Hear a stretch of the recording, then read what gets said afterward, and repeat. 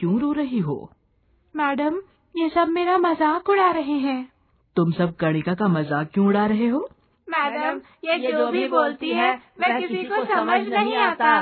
ठीक है, कक्षा में चलो, वहाँ मैं कणिका से बात करूँगी। कणिका, तुम अपनी पुस्तक में से भारत के बालक कविता पढ़कर सुनाओ।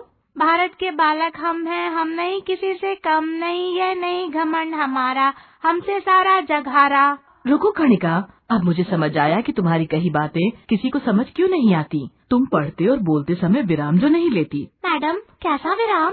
कणिका के साथ मैं आप सबको भी समझाती हूँ कि भाषा में विराम का क्या अर्थ है और यह विराम किस प्रकार लिया जाता है। विराम का अर्थ है रुकना या ठहरना। अपने भावों को अभिव्यक्त करने के लिए हमें आवश्यकता अनुसार बीच बीच में रुकना होता है। भाषा में कहीं रुकने, कहीं बल देने या भावों को अभिव्यक्त करने के लिए हम चिन्हों का प्रयोग करते हैं। वाक्य के बीच बीच में तथा अंत में विराम को प्रकट करने के लिए निर्धारित चिन्हों को विराम चिन्ह कहते हैं। जैसे अध्यापिका ने कहा, बच्चों आज हम नया पाठ शुरू करेंगे। भाषा में विराम चिन्हों का बहुत महत्व है। विराम चिन्हों के अभाव में या गलत प्रयोग से वाक्य का अर्थ परिवर्तित भी हो जाता है और असंगत भी। आओ हिंदी भाषा में प्रयुक्त महत्वपूर्ण विराम चिन्हों के बारे में जानें। पूर्ण विराम, अर्ध विराम, अल्प विराम, उपविराम, प्रश्नवाचक चिन्ह, विस्मयवाचक चिन्ह, योजक या विभाजक, निर्देशक चिन्ह, अवतरण या उद्धरण चिन्ह,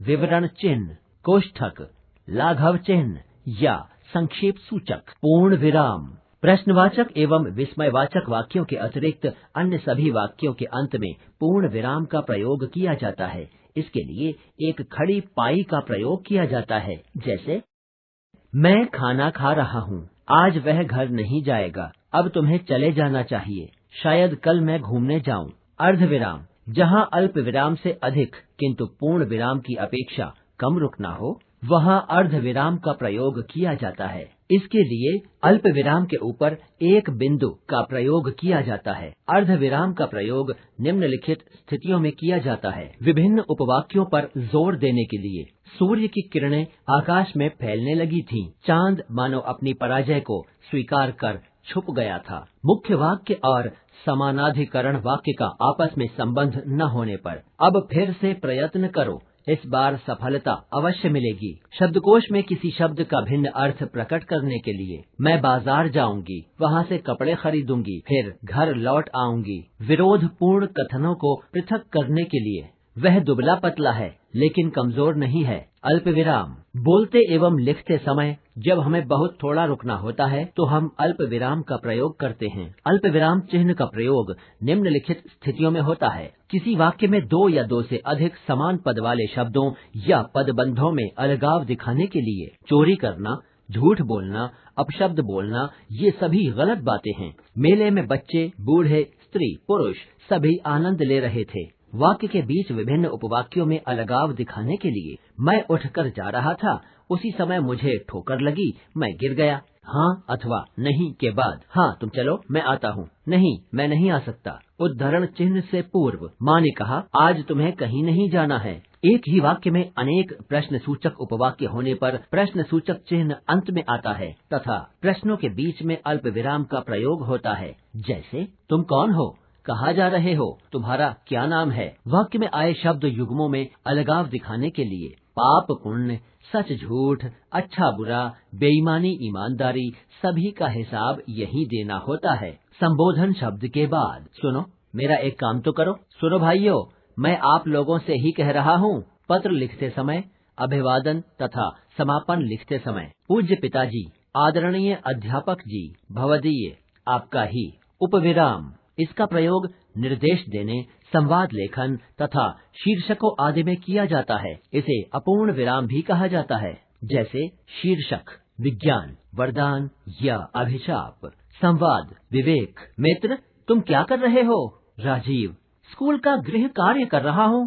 प्रश्नवाचक चिन्ह, प्रश्नवाचक चिन्ह का प्रयोग प्रश्न पूछने के लिए होता है। जैसे, आपने क्या खाया, आप कहाँ जा रहे हो। विस्मयवाचक चिन्ह, प्रायः आश्चर्य, घृणा, प्रसन्नता आदि मनोभावों को प्रकट करने वाले विस्मयवाचक शब्दों के बाद ही इस चिन्ह का प्रयोग किया जाता है। इसका प्रयोग निम्नलिखित स्थितियों में किया जाता है। विस्मयवाचक शब्दों अथवा पदों, पदबंधों अथवा वाक्यों के अंत में अरे तुम कहाँ चले गए थे, छी धिक्कार है तुम्हें, तुम कल आओगे मिलने, वाह कितना सुंदर दृश्य है।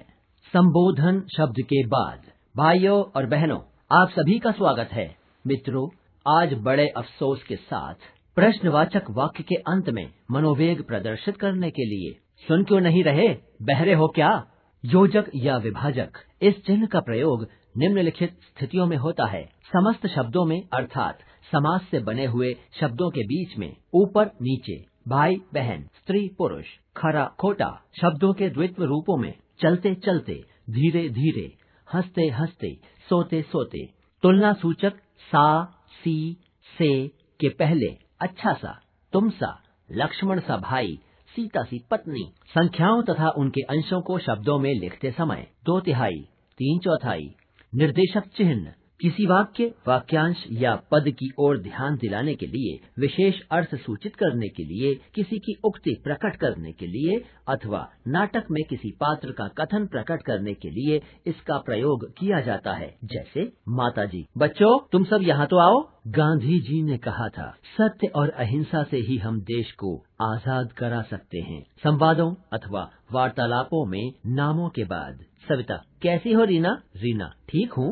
उद्धरण चिन्ह 2 प्रकार के होते हैं, दोहरे तथा इकहरे। कथन को बिना किसी परिवर्तन के ज्यों का त्यों प्रस्तुत करने के लिए दोहरे उद्धरण चिन्ह के बीच में लिखा जाता है। किसी पुस्तक या लिखित सामग्री के कुछ अंश को मूल रूप में उद्धृत करते समय, किसी के उपनाम और लेख, कविता या पुस्तक के शीर्षकों को उद्धृत करने के लिए, सूक्तियों या कहावतों को वाक्य से अलग व्यक्त करने के लिए, पदों या उपवाक्यों पर विशेष ध्यान आकृष्ट करने के लिए इकहरे उद्धरण चिन्ह का प्रयोग किया जाता है। जैसे मित्र ने कहा, चलो समुद्र के किनारे चलें। हरिवंश राय बच्चन की कविता अग्निपथ अत्यंत ज्ञानवर्धक कविता है। विवरण चिन्ह वाक्यांशों के विषय में कुछ सूचना, निर्देश आदि देना हो तो विवरण चिन्ह प्रयुक्त होता है। जैसे प्रत्यय के 2 भेद हैं, कृत प्रत्यय और तद्धित प्रत्यय। अब हम अपनी बात नीचे दिए गए उदाहरणों से स्पष्ट करेंगे। कोष्ठक का प्रयोग निम्नलिखित स्थितियों में किया जाता है। प्रयोग पद का अर्थ बताने के लिए। कैकेयी अर्थात दशरथ की तीसरी पत्नी के कोप ने राम को वनवास भिजवाया। नाटक या एकांकी में अभिनय के भावों को व्यक्त करने के लिए। दिनेश गुस्से से, मैंने कहा ना तुम नहीं जाओगे। लाघव चिन्ह या संक्षेप सूचक किसी बड़े अंश का संक्षिप्त रूप लिखने के लिए लाघव चिन्ह का प्रयोग किया जाता है। जैसे डॉक्टर कृपया पृष्ठ उलटिए। अब तक हमने सीखा, बोलते समय अलिखित रूप से विराम चिन्हों का प्रयोग करते हैं। विराम चिन्हों के प्रयोग की सही जानकारी भाषा के सही ज्ञान के लिए बहुत महत्वपूर्ण है। गलत विराम चिन्ह लगने या जहाँ लगना चाहिए वहाँ विराम चिन्ह न लगने से सही अर्थ के संप्रेषण में बाधा उत्पन्न होती है।